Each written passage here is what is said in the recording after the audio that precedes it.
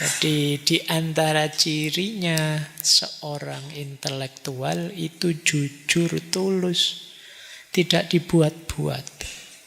Kalau dia bilang ada masalah, memang ada masalah, bukan cari-cari masalah.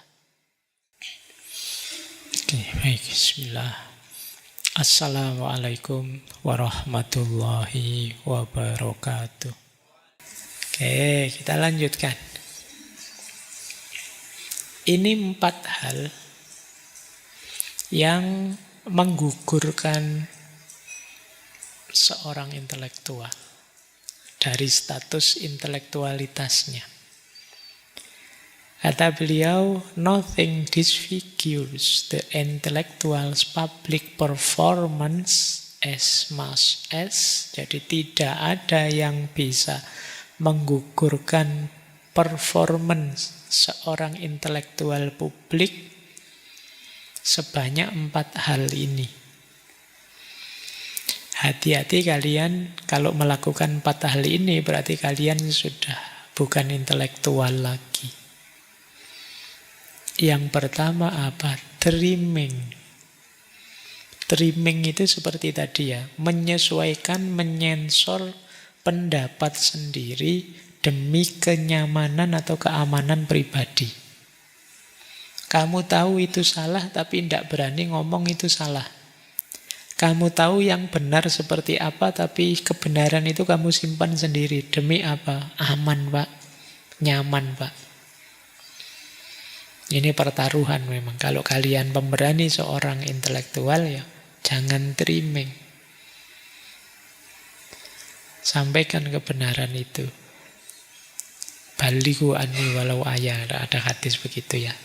Sampaikan kebenaran dari Nabi meskipun 1 ayat. Qulil haqqo walau kana murron. Atau kan ada ayat itu yang artinya berbuatlah adil meskipun terhadap dirimu maupun orang tuamu maupun kerabatmu. Jadi ini biar tidak trimming. Kalau iya, iya. Kalau tidak, tidak. Disampaikan. Yang kedua, careful silence. Diam saja untuk hati-hati. Loh, kamu kan tahu itu salah. Kamu kan tahu itu keliru. Enggak, Pak. Nanti biar enggak rame, Pak. Biar tidak kontroversi, Pak. Biar tidak gonjang-ganjing, Pak. Loh, kalau tanpa kontroversi, tanpa gonjang-ganjing, tanpa rame, ya tidak akan ada perubahan pada kebaikan atau kebenaran. Jadi, kalau memang kamu tahu, ya jangan diam saja. Sebaliknya, kalau tidak tahu, ya jangan nekat ngomong. Namanya ngawur. Bikin hoax, itu ya tidak tahu ngomong. Itu ngawur namanya. Pastikan kamu tahu kebenarannya dan sampaikan. Jadi itu variasi idealnya itu. Tidak boleh, tidak ngerti Pak saya kebenarannya gimana, saya sampaikan saja dulu lah Pak. Kan tren hari ini kan banyak begitu. Jadi tindakan komunikasi lebih didahulukan daripada makna komunikasi. Kamu tidak tahu itu penting apa tidak, yang penting ngomong dulu. Kamu tidak tahu hoax apa bukan, share saja dulu. Nanti kalau ketahuan hoax baru minta maaf misalnya. Nah, ini juga bukan intelektual namanya. Intelektual itu pastikan kita tahu kebenarannya, setelah itu sampaikan. Jangan diam saja. Jadi careful silence sesuatu yang negatif. Kemudian yang ketiga, ini menarik, patriotic bluster. Patriotic bluster itu membanggakan nasionalisme secara berlebihan yang pada akhirnya jadi tidak kritis. Jadi, ya boleh sih kan ada peribahasa itu, right or wrong my country. Benar salah negaraku. Tapi kan sikap kita harusnya beda. Kalau memang salah, dibenarkan. tidak didiamkan. Ada orang yang salah rute patriotismenya, nasionalismenya. Salah-salah biar saja, kacau-kacau biar saja, yang penting negaraku. Tidak begitu. Justru di antara bukti kita cinta tanah air kita, kalau ada yang meleset tidak pada tempatnya, keliru, diingatkan. Ditunjukkan yang benar gimana. Pak, sudah Pak, tapi tidak didengar Pak. Sudah Pak, ya sudah, itu urusan lain. Yang penting kan tugas kita sebagai intelektual tadi loh, speak the truth. Sampaikan kebenarannya. Didengar atau tidak, dituruti atau tidak, itu kan kalau bahasanya orang-orang stoik, di luar kuasa kita sudah. Kalau tidak didengar terus, yang akan datang kamu yang nyalon saja jadi yang punya kekuasaan misalnya. Baik, jadi yang ketiga patriotic blaster. Yang keempat, retrospective and self-dramatizing apostasy. Mengubah pandangan secara dramatis dan menjadikannya sebagai panggung untuk memuliakan diri sendiri. Nah, ini agak beda ya dengan yang sebelumnya. Yang terakhir ini kita acting saja. Acting jadi orang yang sangat kritis. Acting jadi orang yang menegakkan kebenaran. Atau kebalikannya. Acting ingin melakukan revolusi atau kontra-revolusi. Tujuannya apa? Menaikkan ratingmu. Untuk apa? Menaikkan statusmu biar kamu dianggap intelektual beneran, biar kamu dianggap orang penting, biar kamu dianggap manusia yang mulia dan lain sebagainya. Ini namanya retrospective and self-dramatizing apostasi. Jadi mengubah pandangan secara dramatis dan menjadikannya panggung untuk memuliakan diri sendiri. Jadi di antara cirinya seorang intelektual itu jujur, tulus, tidak dibuat-buat. Kalau dia bilang ada masalah, memang ada masalah, bukan cari-cari masalah. Jadi kalau memang ada problem, yuk ada problem. Itu intelektual. Tidak karena saking bencinya, saking tidak sukanya, terus yang tidak masalah dibikinkan masalah, terus dia yang jadi pahlawannya, terus semua orang nganggap dia penting, tidak di situ. Kalau yang seperti itu namanya retrospective and self-dramatizing apostasy. Sewajarnya saja, apa adanya, sejujurnya saja. Kalau baik dibilang baik, kalau buruk dibilang buruk, terus tawarkan yang sebaiknya seperti apa. Itulah intelektual. Kita lanjutkan. Ini konsepnya menarik juga. Beliau punya konsep intelektual sebagai eksil. Jadi eksil itu orang yang meninggalkan tanah airnya. Beliau juga ngalami begitu. Nah, di sini beliau mengkonsep eksil ini sebagai metafor. Intelektual itu karena gayanya seperti tadi, itu seringkali dia jadi asing. Terasing dari masyarakatnya. Orang menganggap dia aneh. Ini orang ini maunya apa sih? Kok beda sendiri? Ini intelektual sebagai eksil. Kok aneh-aneh sih? Wong yang lain ndak apa-apa loh. Kok dia sendiri yang heboh misalnya ini. Terus dia jadi terasing. Dia jadi menyendiri. Pada akhirnya dia berposisi marginal. Tersisihkan. Tapi kata Edward Said, tidak apa-apa posisi marginal itu. Itulah pentingnya tadi loh kita menyebut mengambil jarak biar objektif. Disisihkan berarti kita kan terpinggirkan. Nah, setelah dipinggir kita bisa melihat yang tengah secara lebih objektif. Jadi di situ pentingnya posisi marginal. Tadi kan kita bilang intelektual ya jangan terlibat terus dalam keseharian. Pentingnya posisi marginal. Harusnya dengan gaya seperti tadi, ngomong dengan berani, mana tidak adil, mana adil, menegaskan kezaliman dan lain sebagainya, itu mungkin kita secara otomatis dianggap orang aneh. Yang itu kemudian tersisihkan. Tapi justru dengan jarak kita bisa lebih objektif. Kalau terlalu terlibat, seperti saya bilang di depan, kita sulit bisa berpikir jernih. Jadi intelektual itu adalah seorang ekspatriat, seorang eksil, seorang yang jauh dari tanah airnya. Dalam tanda petik. Kalau Edward Said sendiri ya mengalaminya langsung. Beliau memang jauh dari Palestina, tempat dia lahir. Tapi kata-kata ini dipakai untuk menjelaskan seorang intelektual yang tidak sepenuhnya diterima oleh masyarakatnya karena daya kritisnya.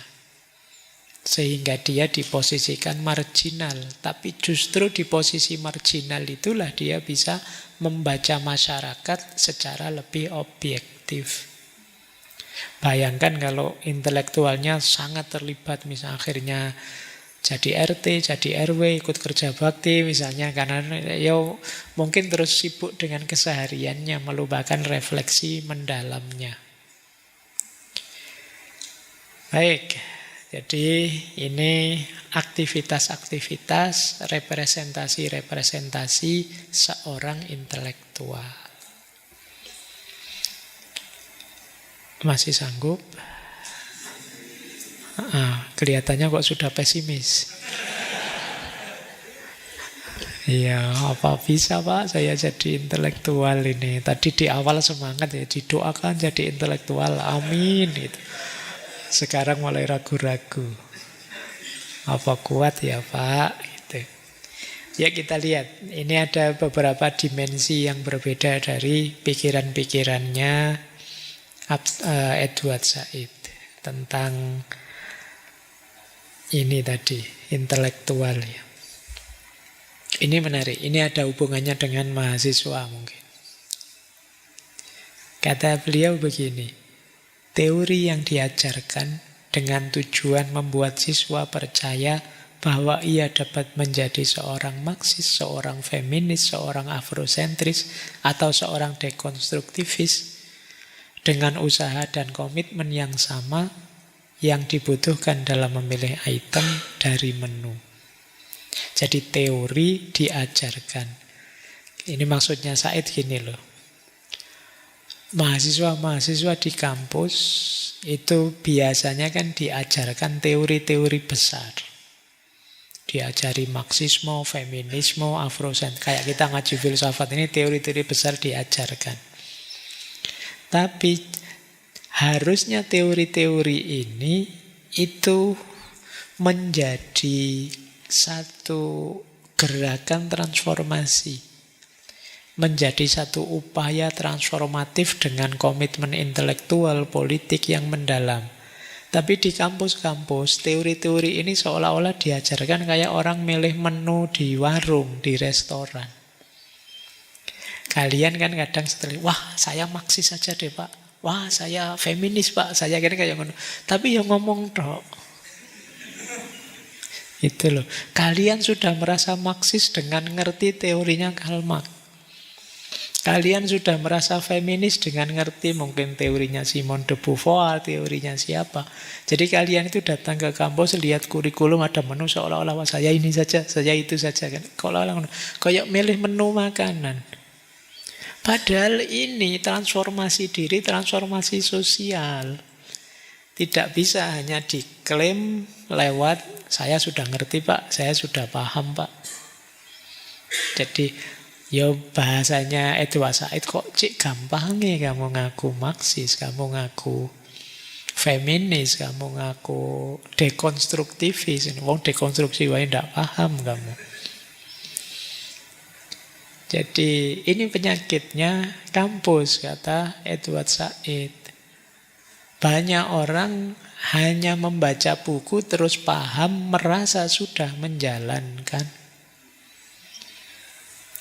Itu kayak kalian mungkin bikin konten tasawuf. Saya belakangan banyak sekali dikirimi konten-konten tasawuf itu. Wah, berteori macam-macam mulai tazkiyatun nafs sampai wahdatul wujud. Tapi wong kamu subuhe jam 7.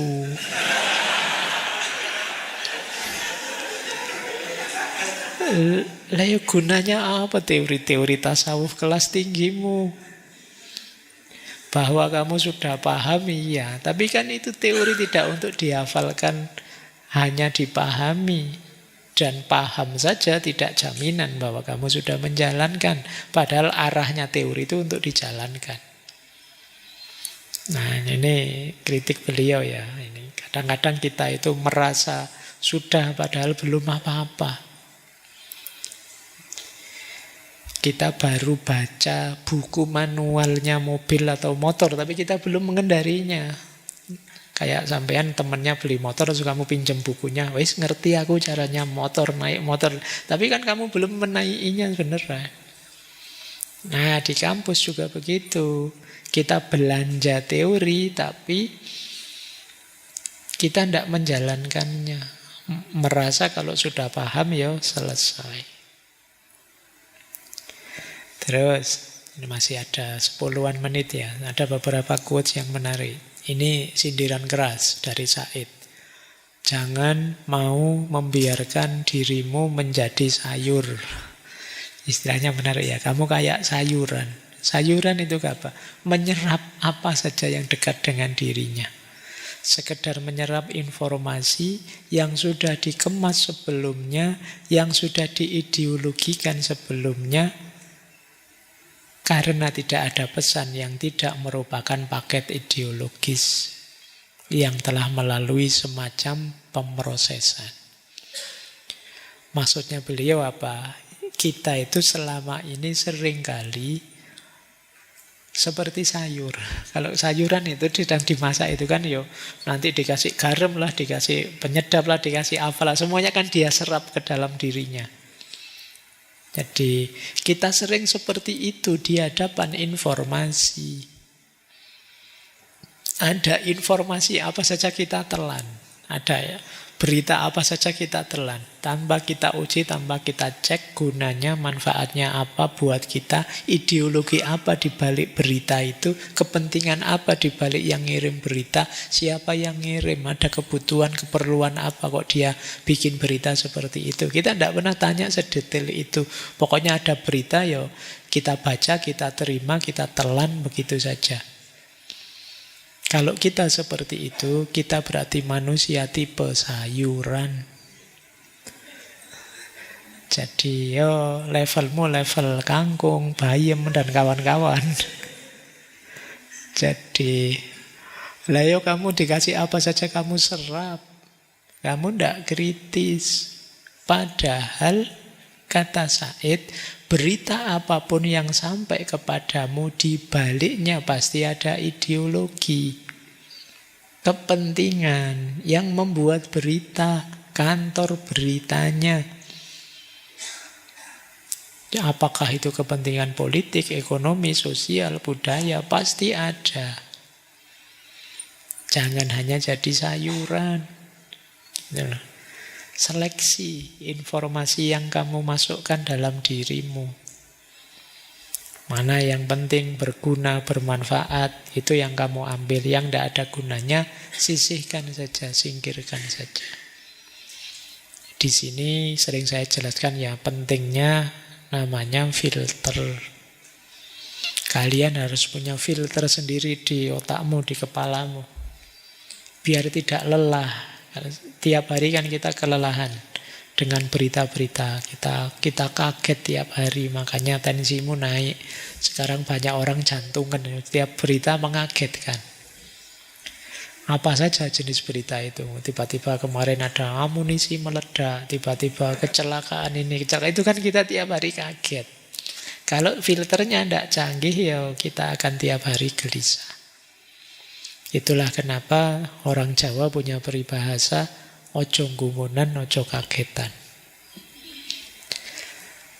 Ya, oke ya.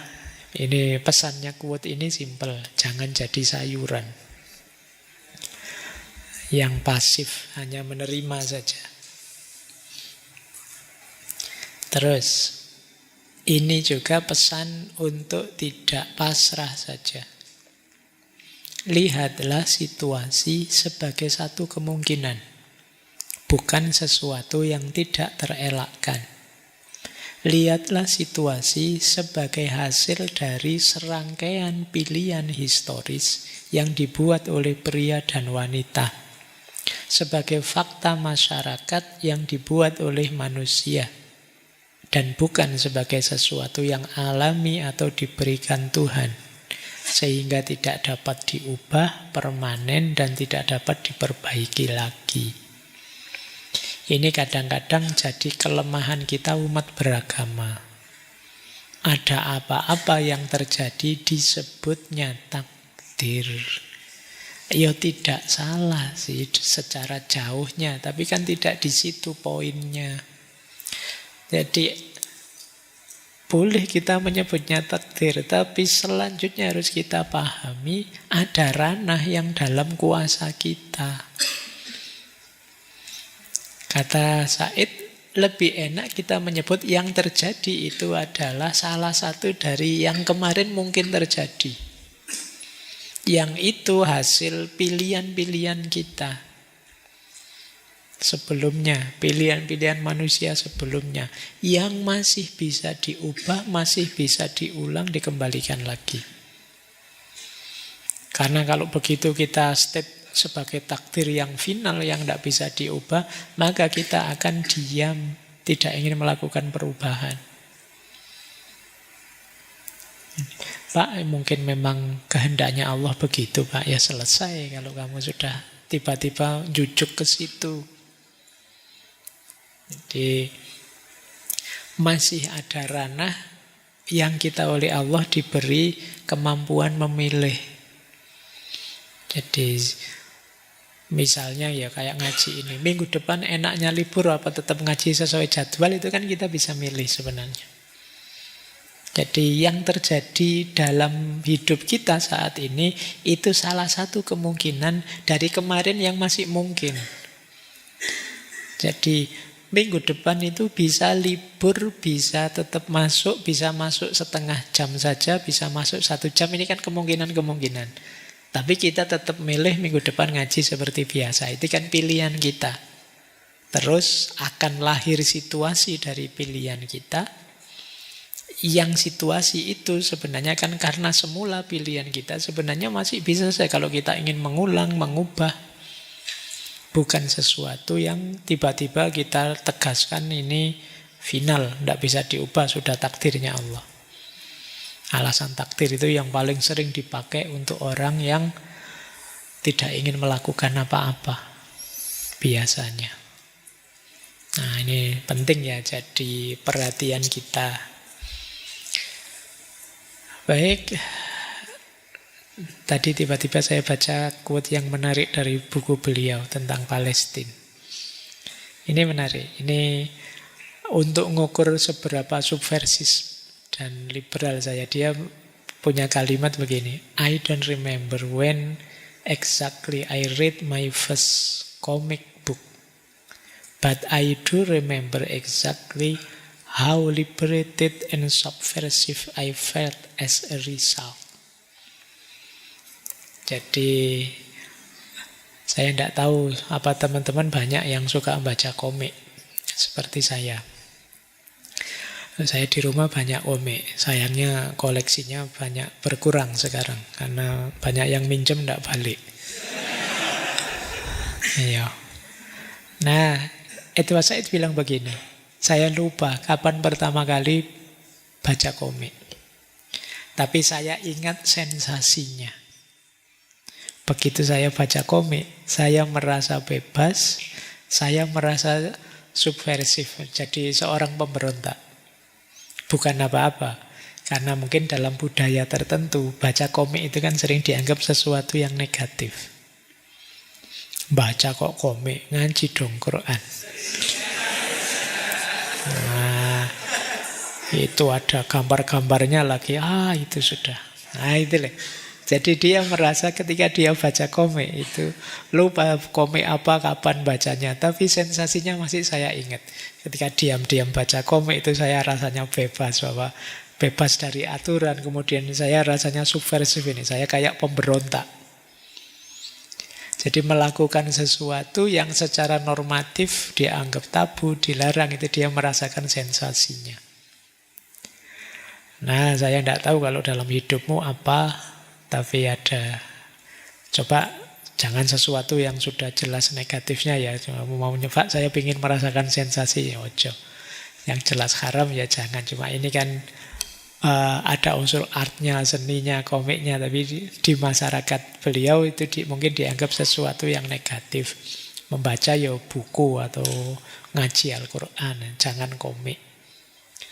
Nah, cuma beliau nabrak itu dan beliau merasa ternyata seasik ini ya jadi pemberontak, jadi orang yang merdeka. Nah, kalian boleh melakukannya hal tertentu yang mungkin ada efek positifnya. Misalnya anak dosen bikin aturan aneh-aneh gitu, terus kamu ngetrik gimana caranya bisa nabrak aturan itu dan tidak ketahuan misalnya. Seperti ini rasanya jadi pemberontak yang bebas. Ini sebenarnya melanjutkan tadi loh, intelektual itu punya keberanian untuk nabrak konvensi-konvensi, norma-norma yang memang perlu dikritisi. Dengan segala resikonya, nanti kalau ketahuan bisa dihukum mungkin sama orang tuanya ketika baca komik dan lain sebagainya. Baik, saya masih bawa satu lagi, cuma ini akan kita lanjutkan bahas ini kapan-kapan di Edward Said. Ini berhubungan dengan orientalisme, berhubungan dengan Palestina, Israel. Ini kalimatnya menarik. You cannot continue to victimize someone else just because you yourself were a victim once. There has to be a limit. Engkau tidak bisa melanjutkan untuk mengorbankan orang lain hanya karena engkau sebelumnya jadi korban. Harus ada limitnya. Bahwa sebelumnya kita sengsara tidak memberi kita hak untuk membuat orang lain sengsara. Bahwa sebelumnya kita rugi tetap bukan hak kita untuk merugikan orang yang lain lagi. Ini sebenarnya bagian dari kritik beliau pada Israel. Karena beliau melihat mungkin di antara alasannya merasa berhak menindas karena sebelumnya mereka merasa tertindas. Tapi kepahitan apapun yang kita alami tidak memberi kita hak untuk menzolimi dan membuat orang lain pahit. Nah, ini boleh kalian renungi ya, ini quote ini. Tapi yang seperti ini mungkin pada saatnya akan banyak kita bahas ketika nanti kita mungkin membahas buku beliau yang lain, seperti buku Orientalisme. Oke, saya kira itu ya untuk malam hari ini. Semoga sedikit-sedikit ada pencerahan tentang apa dan bagaimana seorang intelektual yang sejati.